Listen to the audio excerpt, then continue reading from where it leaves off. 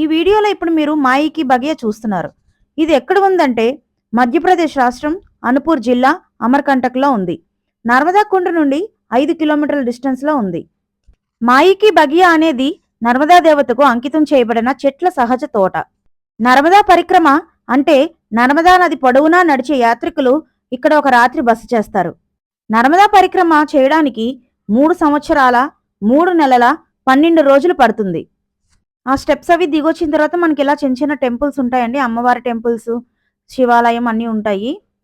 నర్మదా మాత ఇక్కడ తన స్నేహితురాలైన గుల్బకావలితో చిన్నప్పుడు ఆడుకునేది.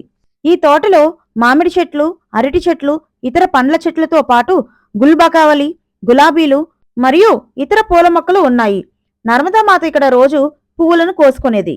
మాయికా బగియాని మదర్స్ గార్డెన్ అని కూడా పిలుస్తారు. వీడియోని లైక్ చేయండి, షేర్ చేయండి, సబ్స్క్రైబ్ చేసుకోండి.